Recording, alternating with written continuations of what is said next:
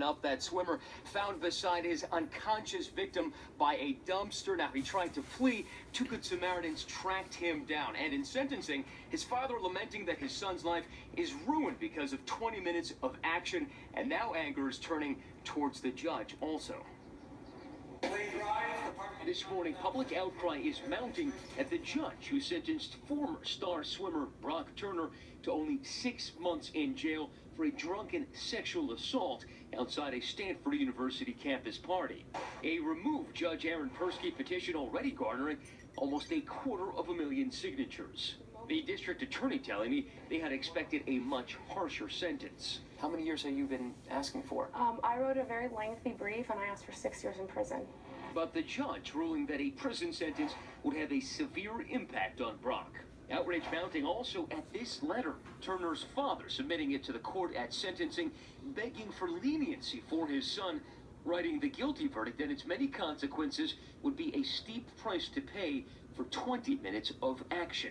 But it's another statement read at sentencing. It's having a wider impact now. The victims directed at the man who assaulted her. Among her words, I read something that I will never forgive. I read that according to him, I liked it. It is one of the most eloquent and articulate letters I have ever read. I don't think anything like it has ever been written. Reading the statement in court, Turner's victim said that hours after the assault, I wanted to take off my body like a jacket and leave it at the hospital with everything else. Millions clicking on her letter online. Were you surprised when she asked the judge to actually address him personally, just to look directly at him as she delivered it? I wasn't surprised, but I was really pleased because it's really hard for victims to come into court and face their perpetrators. Now, at sentencing, Turner said he could barely live with himself for having inflicted pain on someone else, but the DA tells me he has not once apologized for the assault itself. Now, with good behavior, he could be out of jail within 3 months or about the time that classes resume here at Stanford. George. Okay, Matt, thanks very much. Let's talk about this now with Nancy Grace, the host of Nancy Grace on HLN. And Nancy, thanks for joining us again this morning. So the judge says he was just following the recommendation of the county probation department, known in the past for being respected, fair, was a sex crimes prosecutor. But boy, he's now facing this recall effort. How do you explain all this? You know what? There is no logical explanation for what he did.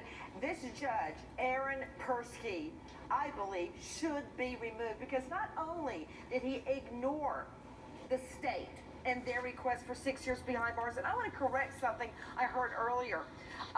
When the passerbys, two guys went by on bicycles, they looked over, and the perpetrator, and he is a perpetrator, a jury found him guilty on 3 felony sex attacks on this girl. He wasn't beside her at that moment. He was on top of her, and she was naked from about the bra down, on the ground, on the dirt, the pine straw, by a dumpster. He wasn't just standing there. He was on her. They pull back. He jumps up and runs. He knew he had done something horribly wrong.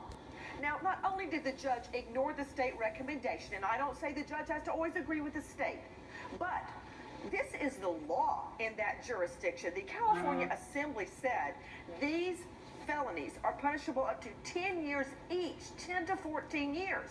He ignored the Assembly, which is us, the people. He ignored a jury that sat there and heard the evidence and returned these verdicts.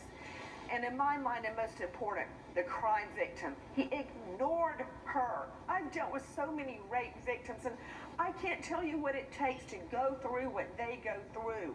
And to have it just dismissed, this guy's going to probably do 3 months in county jail. Really? It's absurd. Her statements become a manifesto for so many. Really never heard anything like that before. You know, that letter that she wrote was so powerful, especially when she said to all the crime victims out there, when you are lonely, when you are sad, when you feel like nobody believes you, I am with you on those nights. And I can speak from my own experience. Crime victims suffer not just during the crime, but on and on and on, especially rape victims. And for the father, I know he loves his son, but to call a sex assault down on the ground by a dumpster, to call it action. His son got some action. I mean, that really shed light on it. And another scary aspect, this may never have come to light if the father had not written that letter. The letter goes on to say, now my son won't eat his favorite pretzels and ribeye steak. Really? We're going to have to end it there, Nancy. Thanks very much. Also very disturbing, George. Now to more of our exclusive interview with Bobby.